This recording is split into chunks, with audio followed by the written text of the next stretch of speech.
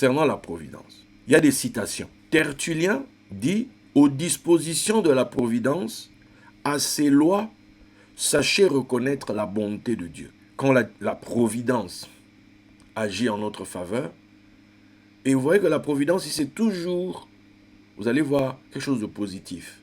On est dans la dimension de la bonne fortune, on est dans la dimension de la bonne chance. Aux dispositions de la providence, à ses lois, sachez reconnaître la bonté de Dieu. Proverbe persan.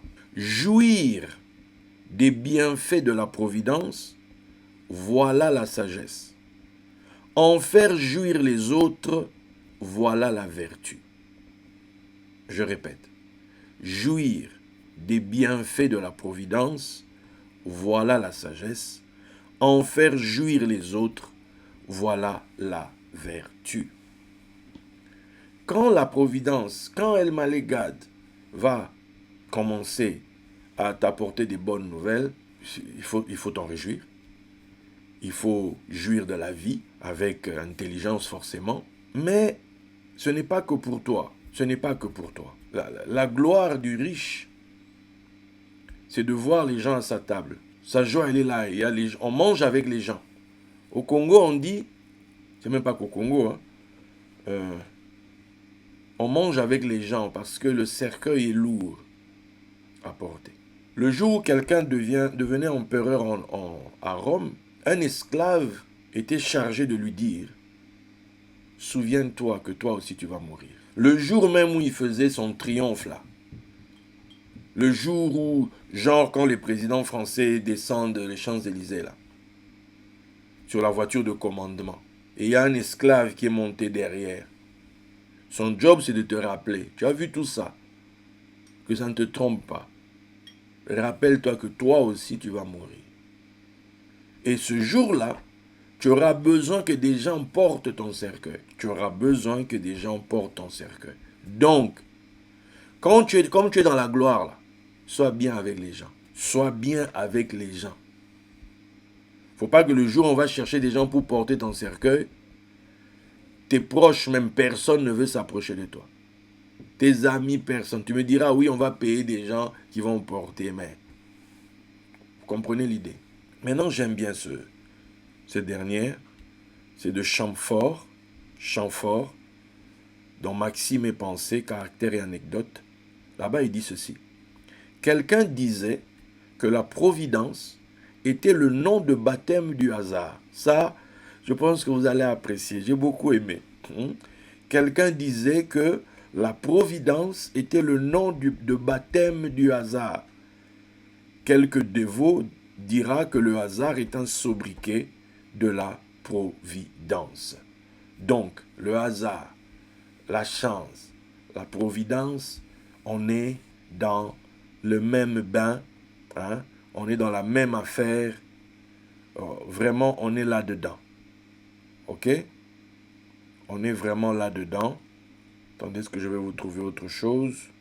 Socrate disait que ceux qui ne voient aucune providence divine dans un certain nombre d'événements de la vie et qui les font toutes dépendre de l'intelligence humaine sont des fous. Voilà, je pense que ça a le mérite d'être clair.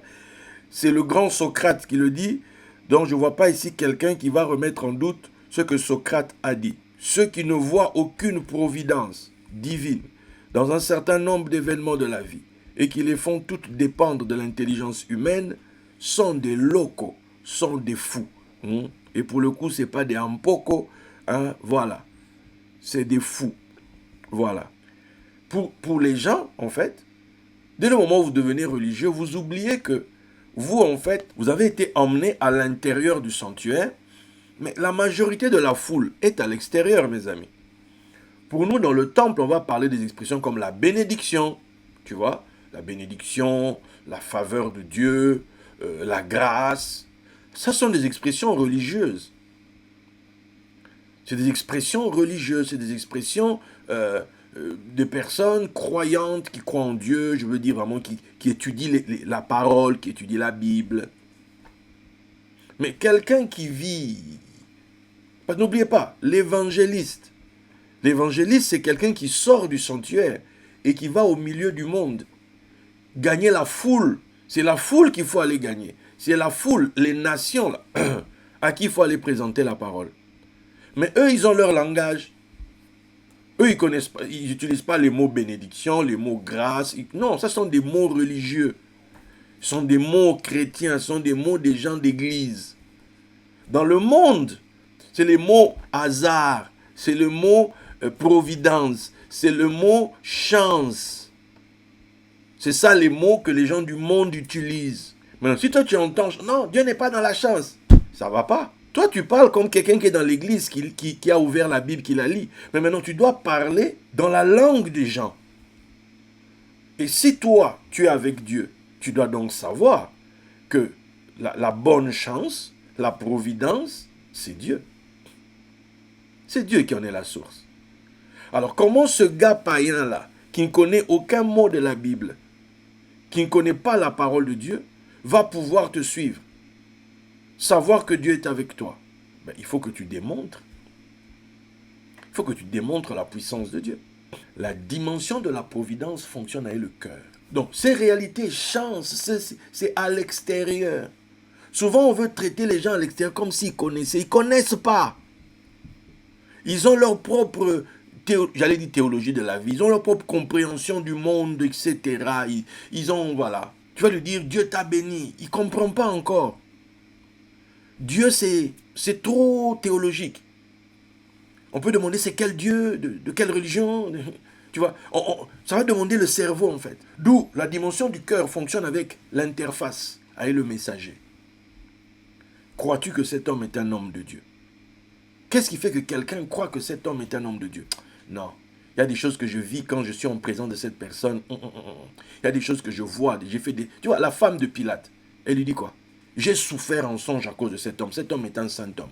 Ne te crée pas des histoires avec lui. Attends. À cause de quoi? Des songes. À cause des songes qu'elle a fait. Personne ne lui a dit que Jésus était un saint homme.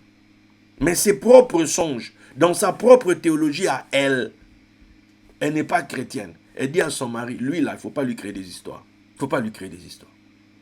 Il y a un homme qui passe dans une maison tous les jours. On lui donne la nourriture. Peut-être qu'on lui donnait la nourriture parce que ils sont des riches, donc ils aident les pauvres. Les hommes de Dieu qui passent comme ça, donc on les aide, on les nourrit, ils mangent.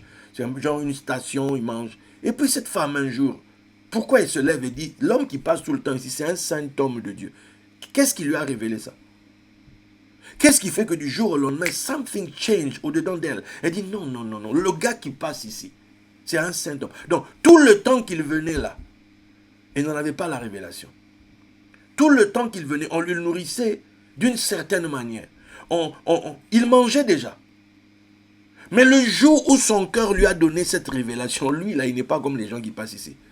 Elle a dit à son mari, lui, qui lui a dit qu'il fallait faire au gars une chambre, lui faire un bon lit, lui donner... Qui lui a dit de faire ça? Qui? Et ça générait quoi derrière? Elle a eu l'enfant qu'elle n'arrivait pas à avoir. Le cœur. Le cœur, mes amis. La providence fonctionne là. Les choses se jouent là. Le sort bascule. C'est là, en fait. Les choses qui font basculer le sort, c'est ça, en fait. Qu'est-ce que je peux vous donner d'autre ici? Providence. En religion, la providence, c'est le sage gouvernement de Dieu sur la création. La providence, c'est Dieu qui gouverne la création. On ne dit pas ici Dieu gouverne l'Église. On ne dit pas ici Dieu gouverne Israël. Dieu gouverne le temple. Non, on dit la création. On est donc ici dans la dimension du nom Elohim, le créateur, le maître de toutes les forces. Celui qui gère sa création. Elohim ici dans le sens, le maître de toutes les forces, ok? Le créateur. Celui qui contrôle tout. Alors, il y a des mouvements dans la création, tu ne maîtrises pas tout. Je vous avais donné à l'époque, le jour où je vous avais enseigné sur la révélation sur les jeux du hasard. Ça devait être lors d'un Pourim. Et je vous avais parlé, c'était dans Deutéronome 22. Ce que les rabbins enseignent sur justement concernant le hasard.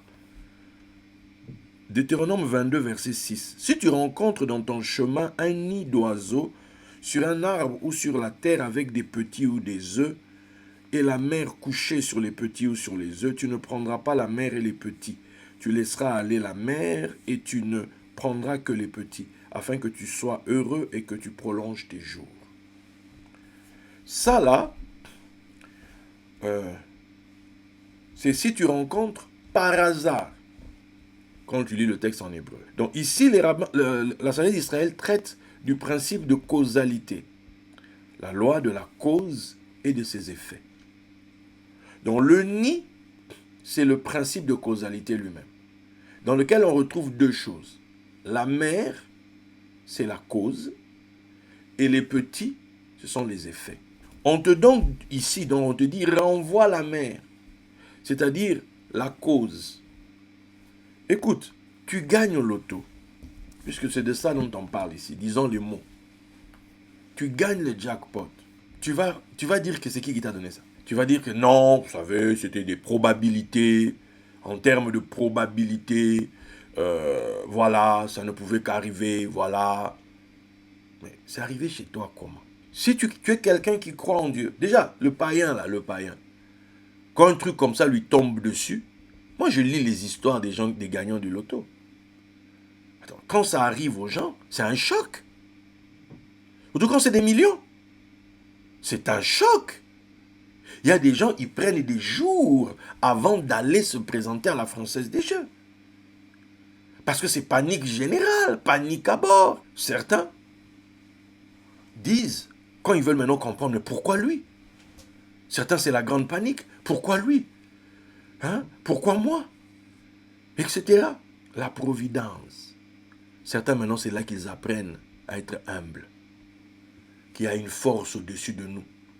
Qui a décidé que moi, j'allais avoir ces millions-là. Est-ce que quelqu'un est en train de comprendre? Que moi, j'allais devenir un millionnaire. Une force a décidé. Mais non, cette force est impersonnelle. C'est ce qu'on va appeler l'arché, le commencement, c'est-à-dire la cause de tout. La cause de tout, c'est Dieu lui-même. C'est Dieu qui a dit que la lumière soit. Tu vois? Qui a déclenché le mouvement des choses. Et les choses commencent à apparaître. Dieu est la cause de tout. C'est lui qui amène les choses à l'existence. C'est lui la cause. Alors quand cette chose t'arrive, première chose que tu dois reconnaître, oh Seigneur, c'est toi qui m'as donné ça. La Bible nous le dit, il est le juge. Rien n'arrive sans lui. On jette, psaume 1, Proverbe 16, 33, on jette le sort dans le pan de la robe du sacrificateur. La décision du sort, c'est l'Éternel. C'est l'Éternel. C'est l'Éternel. Bassar, c'est sa chair, c'est son vêtement. C'est les vouches Adam, c'est le vêtement d'Adam. Ok? Donc, maintenant, quand on annonce la bonne nouvelle, on va voir ses effets dans ta chair. Est-ce que somebody est en train de comprendre? Quand tu as reçu une bonne nouvelle financière, on va voir ta chair être transformée. 1. Le type d'habit que tu vas porter. 2. Le type de chaussures que tu auras aux pieds. 3. Si tu aimes les bijoux, le type de bijoux qui seront au niveau de tes mains ou au niveau de ton cou. 4. On va voir le type de véhicule dans lequel tu commences à rouler. 5. On va voir le type de maison où tu vas habiter. 6. On va voir le type de bouffe que tu commences à manger. Est-ce qu'on peut? 7. On va voir le type de... Quand tu prends l'avion, tu te mets où? Tu ne te bats plus pour les places en économique. Tu ne supplies plus les personnes au guichet pour qu'on puisse te surclasser. Qu'on te donne même une petite place, même en classe éco, je sais pas, premium là, tout ça. Non. Parce que maintenant, s'il n'y a pas de place en première ou en business class, tu prends carrément ton jet. Est-ce que je suis en train de parler à quelqu'un? Est-ce que nonobstant ce que je raconte là, vous êtes en train de comprendre le message? Ah, Sakaba. Oh, mes amis, le salut quand il arrive dans ta vie, c'est la gloire et l'honneur. La gloire, l'honneur, la louange qui vient s'installer chez toi. On le voit dans ta chair. Tout ce qui concerne ta chair est impacté. Tes enfants sont liés à ta chair, sont impactés. Ta femme ou tes femmes liées à ta chair sont impactés. C'est-à-dire que tout ce qui est lié à ta chair est impacté. Pourquoi? Parce que la bonne nouvelle a été annoncée à ta chair, la gloire et on dit, c'est l'heure de la rédemption du corps, la rédemption, le rachat de la chair. C'est là où le salut est vu. Sinon, tant que ta chair ne peut pas témoigner du salut, il est en espérance. Ah oui, là il est en espérance. C'est-à-dire que quand on te voit, Daddy c'est comment? On est en espérance, on est en espérance. On attend que ma chair puisse témoigner. C'est vrai que bon, il y a le veston de la gloire hein, que certaines personnes affectionnent particulièrement. Voilà, on peut pas... voilà, le veston de la gloire il est là, mais à l'heure de la gloire, ah non, le veston de la gloire va connaître, c'est-à-dire va voir des choses terribles, terribles de chez terribles. Que votre cœur vibre avec la parole, que votre cœur se réjouisse en entendant ces paroles, que votre cœur les saisisse avec foi, avec assurance, parce que El Malégade a été formé, l'ange annonciateur, celui qui doit venir. Écoutez, les anges sont là pour l'évangile. Pour ceux qui doivent hériter le salut, ce sont les anges. Ce sont ceux qui sont là pour annoncer les bonnes nouvelles. Allez leur dire qu'aujourd'hui, le Mashiach est né. Vous le verrez. C'est un bébé, c'est un corps. Eux, ils sont là pour ça, au niveau de la chair. Au niveau de la chair, au niveau de la chair. Que cela soit votre partage. Que cela soit votre partage. Que notre lumière d'El Malégade se lève maintenant et que les Bessorot Tovot soient déclenchés. Que les bonnes nouvelles vous atteignent, vous arrivent. Que nous puissions expérimenter ça. El Malégade, El Malégade, El Malégade. Dieu plein de bonnes chances. Dieu plein de bonnes chances. Parce que la providence nous a souri. La providence nous a souri. La providence nous a donné l'évangéliste. Nous a donné Philippe. Nous a donné la bonne nouvelle, l'annonciateur des bonnes nouvelles qui sort de l'ombre. L'annonciateur des bonnes nouvelles est sorti de l'ombre et ressuscité d'entre les morts, et ressuscité de là où il était enfermé. L'annonciateur de bonnes nouvelles est release, est relâché. El Malégade est relâché en mode annonciateur de bonnes nouvelles. En mode annonciateur de bonnes nouvelles. Pour ta chair, le salut pour ta chair, le salut. Le salut, que tu regardes ta vie, tu dis oui, Dieu a été bon pour moi. Quand tu parles, tu es là comme ça. Oui, mes frères, Dieu a été bon. Quand tu entends un gars dire Dieu a été bon, c'est financier, mes très chers amis. C'est-à-dire que ses finances sont pépères, sont tranquilles. Lui-même, il voit sa vie vraiment, Dieu a été bon. Quand il te dit, moi, Dieu a été bon, ah, comprends que les finances sont à l'aise. Les finances sont tranquilles. Oh, que cela soit ta part, que cela soit ton partage, que cela t'accomplisse pour toi. Là, on commence les 20 ans. Ça va être 20 ans, pas comme les 20 que tu viens de passer.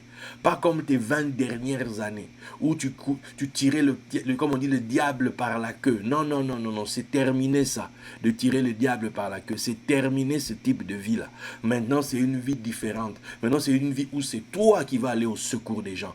Comme ce nom que Dieu a donné à son serviteur, Saïdi. Oui, celui qui aide. Tu vas devenir toi, la personne qui vient secourir. Quand les gens t'entendront que toi, tu es là, ils vont déjà se réjouir parce que le secours arrive. Le secours de Dieu arrive. Le secours de Dieu arrive. Tout ça, ce sont les œuvres d'El Malégade. Il va y avoir des miracles étonnants. Il va y avoir des jackpots. Il va y avoir des montants qui vont venir ici et là. Et puis au-delà de ça, quand tu vas avoir cet argent-là, tes affaires, puis tu vas commencer à investir, non? Voilà. On a vu hier l'histoire des chiffres. Oh, mes amis, je te souhaite qu'une chose. Oh, atteins, oui, la caste des gogoles. Atteins la dimension gogolique, mes amis. Gogolique. Nous allons gogoler les gens. Hein? Nous allons vraiment... Oh non, est-ce que je suis en train de parler à quelqu'un en mode gogolage, en mode gogolisme, en mode gogolique, en mode 100 après le 1, mes très chers amis, 100 après le 1. Ah, I don't know si somebody me comprend ce soir, je ne sais pas, Je ne sais pas. Nous, on ne se borne plus à 1 million. Non. On ne se borne même plus à 1 milliard. Non, non, non, non. On veut passer la frontière des gogoles, mes amis. On veut atteindre la dimension. On dit, où sont les chiffres? Il n'y a plus de chiffres. Il n'y a plus de chiffres. Il n'y a plus de nombre pour compter. Mais il s'est passé quoi? Il n'y a plus de nombre. Il n'y a plus de nombre. Il n'y a plus de nombre. Pourquoi il n'y a plus de nombre? Voilà. C'est là où on veut aller. C'est ce que je te souhaite maintenant. Et aussi la pensée qui va avec. Et aussi la logique qui va avec. Et aussi... Voilà. Maintenant, c'est Gogol en nous vivant. Quand on entendait Gogol, c'était un gars, il est Gogol, il est un peu autiste, il est je sais pas quoi, il est un peu... Voilà. Non, non, non, non. Gogol, c'est 100 zéros après le 1. On est au-dessus des quintillions, on est au-dessus des quadrillards, on est loin au-dessus. 1 milliard même, c'est petits joueurs. Donc fais pas trop, ne crie pas encore trop. Sois calme, voilà. Et à l'écoute du Seigneur. Là, allons là où on va arriver, arrivons. On est en mode, cet homme devint riche, il allait s'enrichissant jusqu'à ce qu'il devint fort riche. C'est-à-dire que le fort riche, c'est-à-dire qu'on atteint le cap des Gogol. Le Gogol Club vous invite. Eh, Chakababa, le Gogol Club vous invite. Votre roi vous invite à la fête. Soyez prêts. Alléluia, alléluia, alléluia. Mes très chers amis, je vais m'arrêter ici ce soir. C'est ce que je voulais partager avec vous ce soir. Vous dire ce miracle, cette œuvre divine qui s'est passée ce matin, cette œuvre liée à la providence, Dieu, la bénédiction de la providence, que vous compreniez comment les choses se passent. Et que vous compreniez que quand la providence te sourit, c'est parce que tu es une bénédiction pour la création. Donc, le Yishuv Olam derrière, les actions de bienfaisance, parce que tu as reçu, toi aussi tu fais jouir les autres. Tu n'es pas en mode moi, non, non, non, non, non, non. Ce type de bénédiction, quand ça arrive dans la vie de quelqu'un, c'est censé briser en toi l'orgueil, c'est censé briser en toi l'avarice, c'est censé briser en toi, c'est-à-dire que oui, toi tu es en mode c'est moi, pas les autres. Non, non, non, non, tu es calme, tu es tranquille, parce que tu sais que ce n'est pas toi qui agis, c'est Dieu. Ce n'est pas toi qui es à l'œuvre, c'est Dieu. C'est la main de Dieu qui va faire ces choses. Et nous, nous allons juste être là pour célébrer sa puissance. Pour célébrer sa puissance. Qu'il saute sur vous là où vous êtes. Qu'il vous visite là où vous êtes. Qu'il vous visite là où vous êtes. Je dis qu'il vous visite là où vous êtes. Que El Malégade opère des prodiges dans vos maisons. Opère des prodiges dans vos familles. Que le sort vous soit constamment et toujours favorable.